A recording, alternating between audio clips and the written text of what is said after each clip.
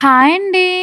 ఇక్కడైతే నేను ఇంకో రెసిపీతోనైతే మీ ముందుకైతే వచ్చేసాను. ముందుగా ఒక ప్లేట్ తీసుకొని దాంట్లో 3 ఎగ్స్ వరకు ఇలా వేసుకోండి. నేను 4 బ్రెడ్ స్లైసెస్ తీసుకుంటున్నాను. అందుకే 3 ఎగ్స్ సరిపోతాయి నాకైతే.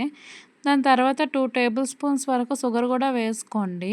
దాని తర్వాత షుగరు, ఎగ్ అనేది చాలా బాగా మిక్స్ అయిపోవాలి. ఇదో ఇలా చూపించినట్టు బాగా మిక్స్ చేసుకోండి. దాంతో 4 బ్రెడ్ స్లైసెస్ కూడా దీంట్లో డిప్ చేసుకొని అలాగే ఒక 5 మినిట్స్ వరకు దాన్ని వదిలేయండి. దాని తర్వాత ఇలా అబ్జర్వ్ చేసుకుంటుంది. తర్వాత ప్యాన్ పెట్టుకొని ఆయిల్ గానీ, బటర్ గానీ వేసుకొని బాగా హీట్ అయిన తర్వాత మనం ముందుగా ఉంచుకున్న బ్రెడ్స్ కూడా దాంట్లో వేసేసి ఫ్రై చేసుకోండి.